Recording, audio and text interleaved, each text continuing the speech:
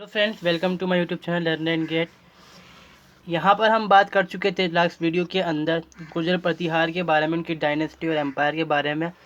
अब हम कॉज देखेंगे उनके डिक्लाइन के बेसिकली हम यशपाल से लेके महिपाल तक हम देख चुके हैं क्या हुआ कि इनके ऊपर कई साउथ से, नॉर्थ से, ईस्ट से, वेस्ट से, चारों साइड से उनके ऊपर अटैक हो रहा है।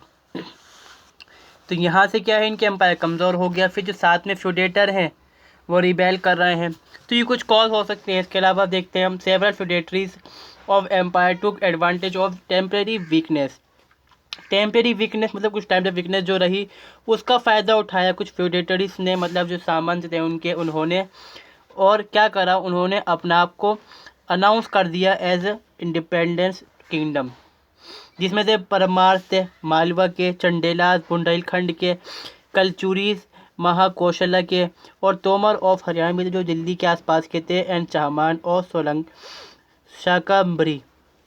जो Gurjar Pratihara loss control of Rajasthan to their feudatory. इनके फ्यूडेटर्स के हाथ में चला गया सारा कंट्रोल गुजरात राजस्थान का। और ये सिर्फ अगर देखते हैं लास्ट टाइम तक कहाँ बचते हैं, सिर्फ दिल्ली के यूपी के अंदर, उत्तर प्रदेश के कन्नौज के एरिया के आसपास ही बचते हैं। And the Chandels capture the strategic fortress और ग्वालियर इन सेंट्रल इंडिया। तो क्या करा इन्होंने, जो इनके चंडेलास थे, एक तरह से फ्यूडेटर थे, उन्होंने भी इनके जो किले थे, जगहें थी, उनको कैप्चर करा।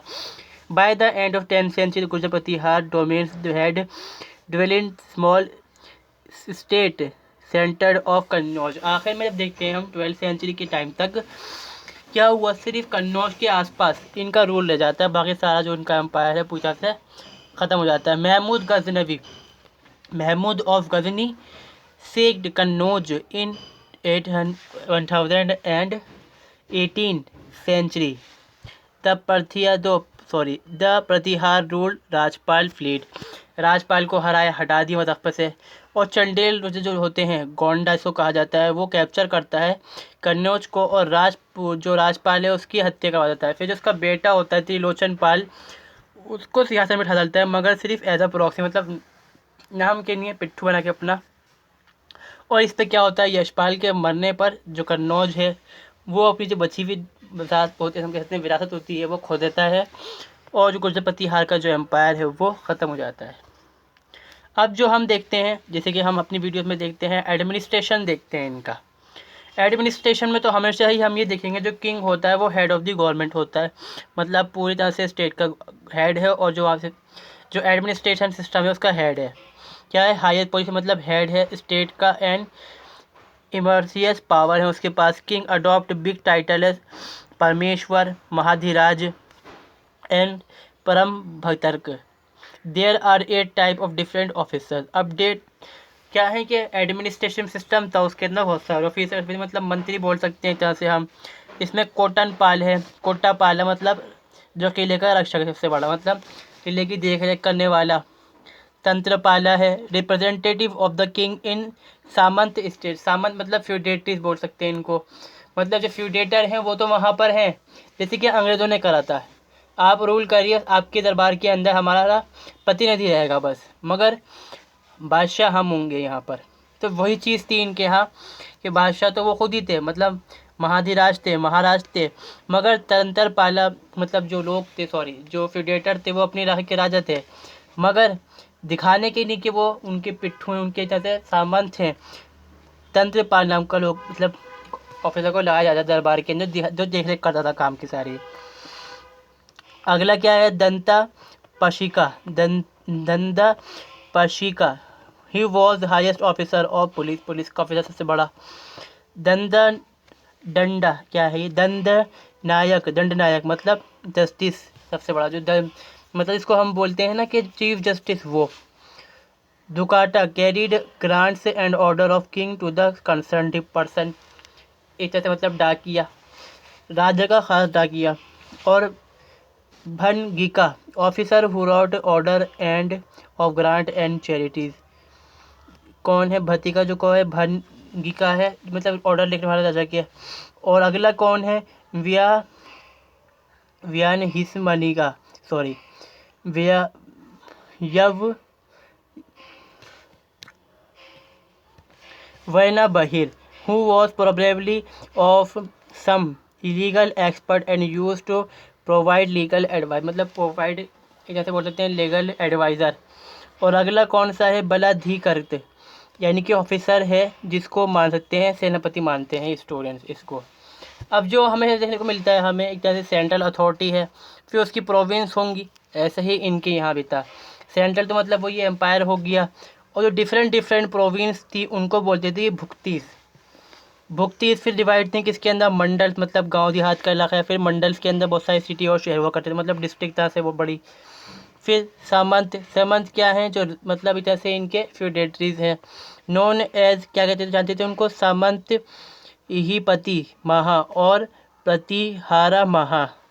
Village was govern by local, village was मतलब ऑटोनमस बॉडी थी उस टाइम भी, कि जो आपस के लोकल थे वो खुद गवर्न करते थे। Village elder were named Mahattar who took care of village administration, मतलब गांव के जो एल्डर मतलब बड़े बूढ़े हुआ करते थे वो चलाया करते थे गांव का शासन शासन मतलब।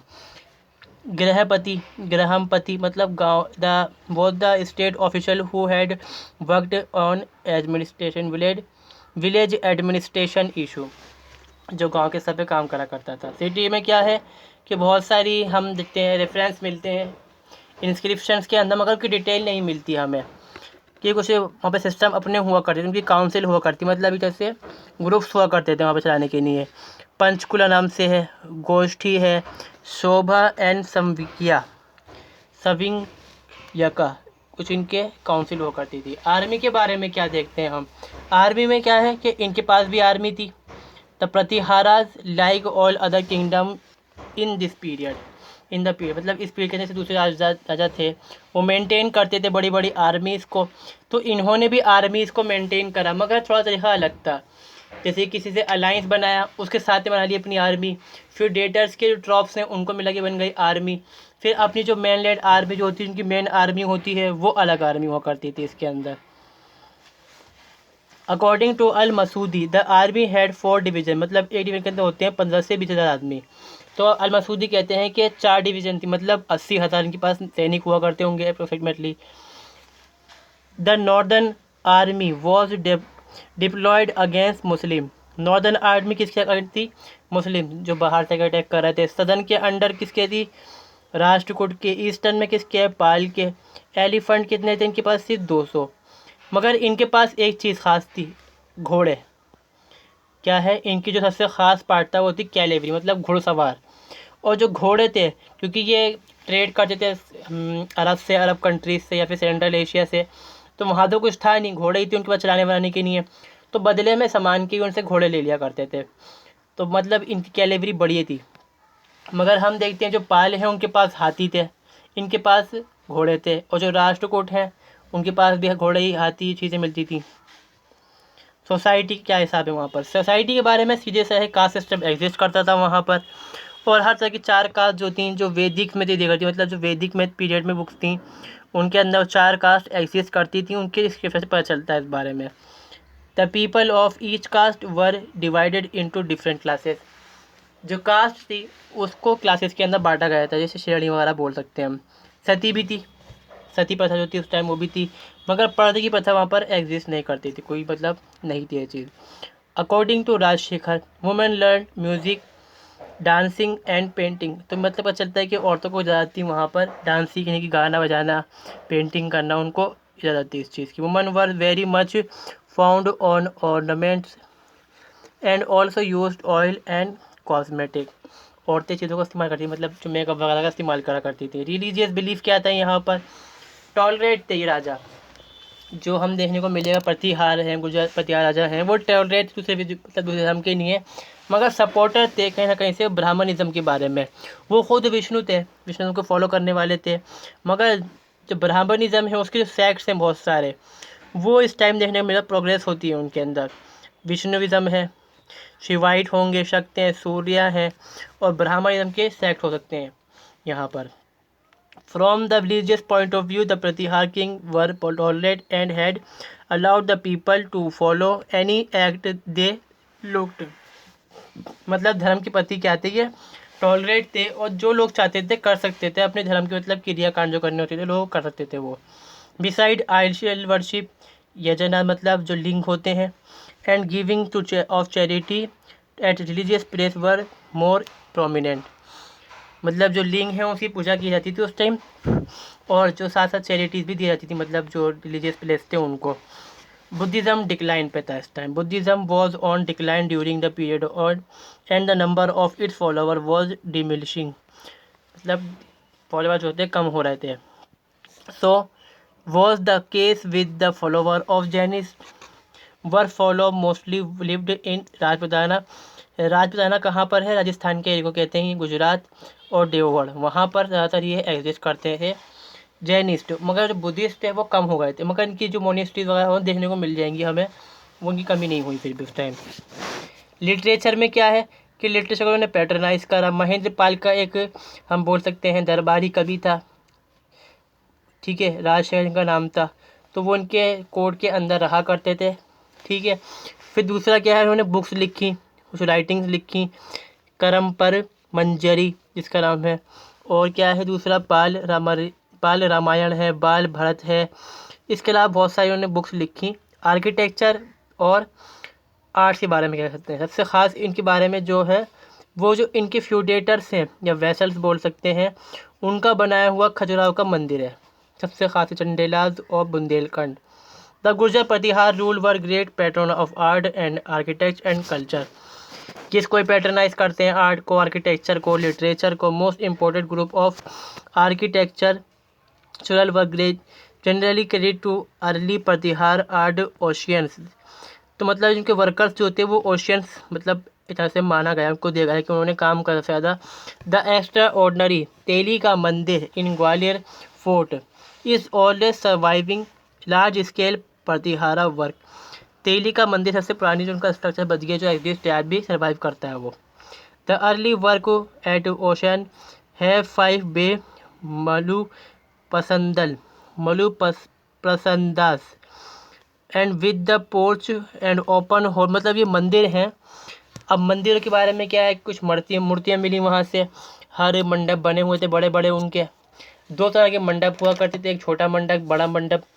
फिर इसी तरह से उनके बारे में हम कह सकते हैं कि जो इनके ऊपर बना होता है शिखर, शिखर के 2 लेवल हुआ करते थे। बड़ा मंडप था खुला हुआ जहाँ पे लोग प्रार्थना कर सकते थे खड़े होकर, आसपास इनके मतलब मूर्तियाँ रखी हुआ करती थी। तो ये सब चीज़ें इनके मतलब वेदिका भी थी इसके पास में एक, मतलब जो हम थोड़ी मतलब खुली जगह बोल सकते हैं जिसको। तो ये चीज़ें इनके आर्ट और लिटरेचर के अंदर मतलब आर्ट है, आर्किटेक्चर है, इसके अंदर देखने को मिल जाएंगी हमें। तो ये सीरीज़ हमारी कंप्लीट होती है गुर्जर प्रतिहार के बारे में। इस वीडियो के अंदर बस इतना ही। आई होप वीडियो आपको जो सीरीज़ थी पूरी इनकी अच्छी लगी होगी। ज़रूर वीडियो को लाइक करें और चैनल को सब्सक्राइब करें अगर पहली बार देख रहे हैं। तो मिलते हैं नेक्स्ट वीडियो में।